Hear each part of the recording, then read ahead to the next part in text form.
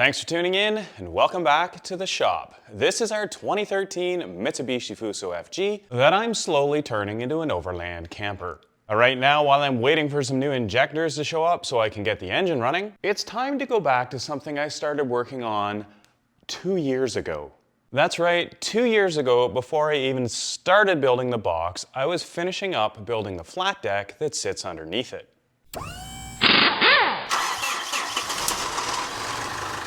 For those of you who are newer to this channel, the camper box actually sits completely separately from a fully built flat deck underneath. When I went through the process of building this flat deck, there was one piece that I wasn't quite sure how to tackle. You see, the flat deck is made of an aluminum extrusion on the outside, and then across the top it's aluminum planking sitting on a steel frame. That steel frame is the subframe that is spring mounted to the chassis. And while structurally it's all complete, there's actually nothing holding the aluminum planking to the subframe. I mean, other than gravity in this big camper box. So the reality is, as long as the camper box is on the truck, the boards can't go anywhere. But I have made this so that it can come off, and even though these boards may not be able to go anywhere, that would be really annoying going down the road. So 2 years ago, I had a couple of ideas on how to attach the boards to the subframe. A lot of people didn't like some of the ideas that I had. You're crazy, that's gonna kill someone. Huge crash behind the leader. Calm down, internet. So today, I'm gonna try my newest idea with some destructive testing, put it together, and put it to rest. Now, my new idea is similar to my old idea, but I've thrown in a couple of new twists, so I'm sure to make the internet engineers once again angry. There should be an angry mob out there. Which is fine. But let's take a look at the old idea. So underneath here, we have a piece of round bar. That round bar spans across above the flanges on the extruded aluminum and is held to the box tube with a large zip tie. Zip tie? You're holding the deck down with a zip tie? You're gonna kill someone. The internet is angry today. Now keep in mind, 14 of these boards cross over 6 cross members, and each cross member would have had 2 points of attachment. This then means that each individual board is going to be held down in 12 places. If each of those hold down points was good for 1 pound, that would give us 12 pounds of retention for a board that weighs probably about 3 pounds. That's a pretty good ratio for safety. That's an angry mob. We'd also need 12 of those to fail in order for the board to come out, so again, 12 to 1 is a pretty good factor for safety. You just gotta get that angry mob back on our side. Those large zip ties that I was using were actually rated for 100 pounds each, so that meant each board had 1,200 pounds of hold down force. But no, using zip ties is gonna kill someone. Okay, well, in reality, this method is a bit of a pain to build. That's a lot of cutting round bar, and I had to grind the end on an angle in order to be able to put it in and twist it into place. If I didn't get the angle right or I didn't grind the right amount off, it was either too tight to get into place or too loose to stay in place. So I came up with a better way. If you've been watching this channel for more than 5 minutes, you know my solution is in 3D printed parts. That's right. Zip ties and 3D printed parts. Oh no, there's that angry mob again. How exactly is this going to work? Well, I'm glad you asked because I'm going to show you. Underneath here, we have 2 printed clips. Each clip goes onto the side of the flange on the edge of the board. So we're holding 2 boards together and we're also pulling down. Through the center of the printed clip, we pass a zip tie. And the zip tie also goes through this rubber 3D printed part. So this has to stretch a little bit to pull up, which gives us the downforce to stop boards from rattling. No way that's going to be strong enough. Well, let's find out. Let's start with the zip ties. These zip ties are made out of nylon 6/6. The best nylon in the world, if I do say so, maybe because I work where it's made.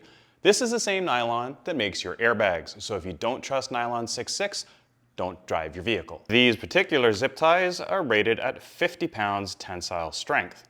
Not that we want to break them, but even if we cut that amount in half, that's 25 pounds of pull down force per zip tie, and there's going to be basically 1 on each side. So even if we call it a quarter of the rated strength, we're still at 25 pounds per tie down point. That's 12.5 pounds per board per tie down point. Remember, each board has 12 tie-down points, so you do the math.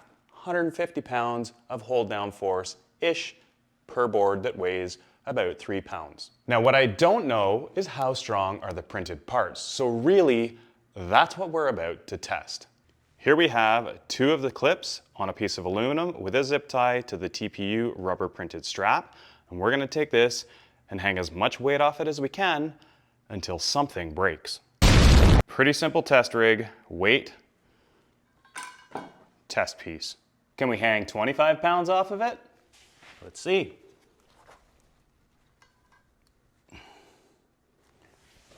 £25, no problem. Can we hang 50 pounds off of it? Now remember, 50 pounds is the rating of the zip tie, so we could see a failure here in the zip tie, in the TPU printed rubber strap, or the PETG printed clips.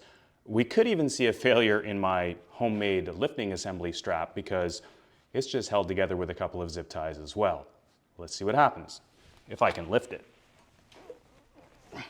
All right, I'm gonna lay it on slow. Okay, the TPU is probably gonna fail. So we are hanging 50 pounds right now. I see that TPU continuing to stretch, but that's a pretty impressive amount of weight to be hanging off of a couple of printed parts and zip ties. Zip ties are holding 50 pounds. Clearly static. That truck's gonna be bouncing down the road, not quite the same. But 50 pounds static weight, that's pretty impressive. That's also a lot of stretch in that TPU part. I'm gonna give it a minute here and see if it stretches all the way to the floor or breaks something.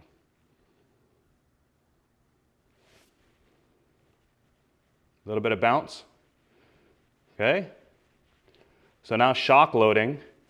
Also be interesting to see if that TPU strap returns to its normal length or stays stretched. We're almost down to the floor at this point, but still has not failed. Absolutely no signs of any type of failure there. We're still hanging off of it, and just for reference, here is the original length of the rubber. You can see how much that is stretched and not failed with these weights hanging off of it. So let's take the stretch of the rubber out of the equation. In fact, let's take the TPU out of the equation completely. Which is gonna fail first?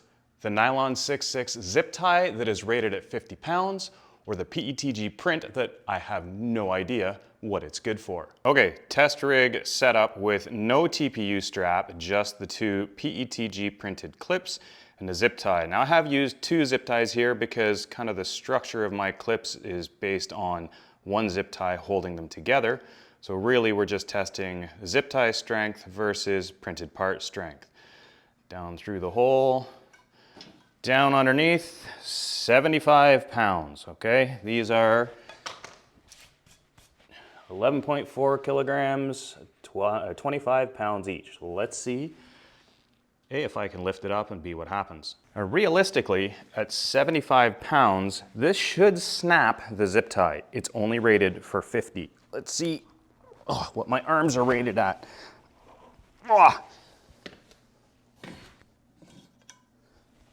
It's more of the awkward angle than anything else. Here we go. Are you ready for a failure? In 3, yep, here we go. So the zip tie is the failure point. And actually, it was this zip tie that broke, but that's good. So the zip tie rated at 50 pounds is capable of holding more than 50 pounds, but fails between 50 and 75. The TPU printed strap doesn't fail, but it definitely starts to stretch somewhere between 25 and 50 pounds, which means the TPU will stretch before the zip tie fails. It appears the strongest part of this is the PETG printed clips that go onto the rail. Those are going to be exceeding the strength of both the TPU stretching and the zip tie failing. I'm pretty confident the print will never be the weak part of the design. Let us not turn into an angry mob. Now I know some people say that the math doesn't matter, but let's take a quick look back at where we were from the beginning. If each of these tie downs is capable of a 50-pound zip tie before it fails, that's the failure point, then each side of this is good for 25 pounds. Each place where the board crosses the support beam has 2 clips on each board on each side of the beam. So that's a total of 4 clips at 12.5 pounds or 50 pounds per board. Let's take that at a factor of safety of 50%. We have 25 pounds of hold down force per place where a board crosses a beam. Keeping in mind there's 6 beams on here, 6 times 25 is 150.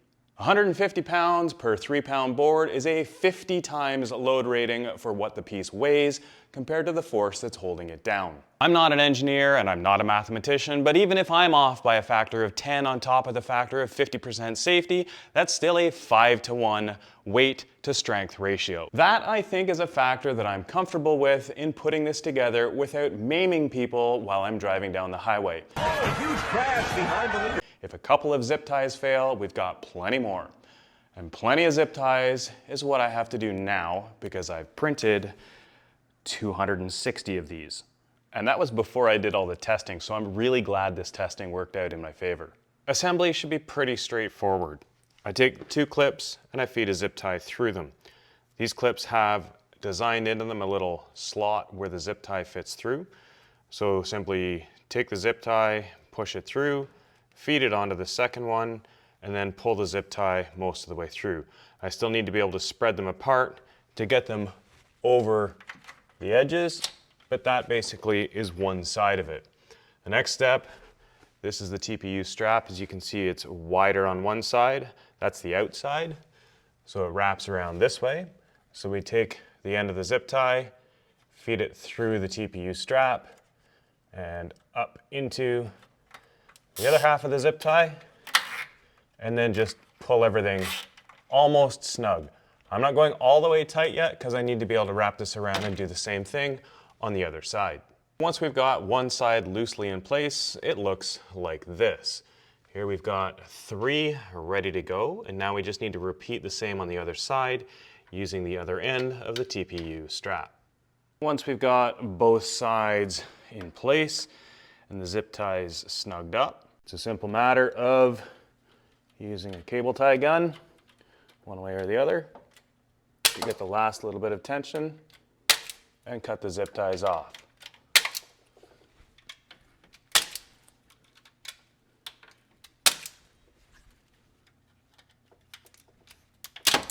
And now we have a nice, clean, snug board deck tie down.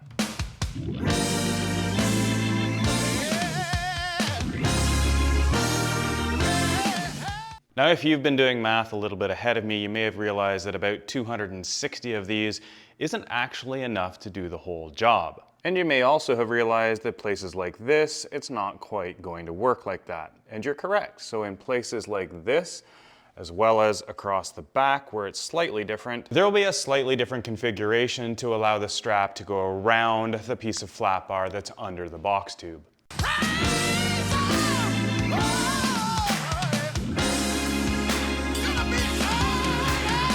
What do you know? It worked. That's not how the internet works. As I'm sure you can tell, I've got a lot more of that to do, and it's all gonna look exactly the same. Almost exactly the same, because we're gonna have to make some changes where these flanges come down. But I'll show you that later. Now, one more thing to consider in a system like this. Here's the beauty about 3D printed parts. If I find down the road that for some reason these do start to fail, I can always make them thicker. Same design, just printed thicker, is going to be stronger. And the same goes for the TPU strap. You can see how narrow this is, and that's because I wanted it to stretch. This is printed at a 17% infill and 2 walls. So there's not a lot of structure here. If I need this to be stronger, I can just make the thin part thicker. It's also a very simple system. Right now, there's only 2 different parts in it, the rubber strap and the clamp. Now, there will be a third part once I design the piece to go under here, but the rubber straps should be the same. So we'll only have 3 unique parts to make up this entire system, which makes it very easy to carry spares or make my own spares again when I need them because I designed them and 3D printed them. It's also pretty inexpensive. The zip ties are 5 cents each, and well, here's the price of the printed parts. So the total cost per connection pretty low.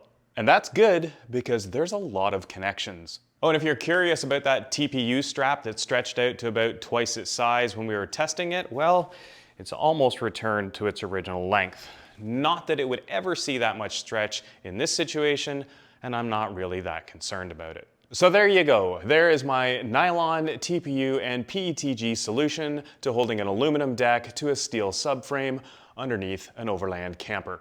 I'm sure some people will have thoughts and ideas on what I've done. Go ahead and throw them in the comments below, and while you're down there, make sure you take a look at the video description where I've put some links and useful information. If you haven't already, go ahead and hit subscribe, and if you want to help support the creation of content like this, go ahead and scan that QR code. It's greatly appreciated.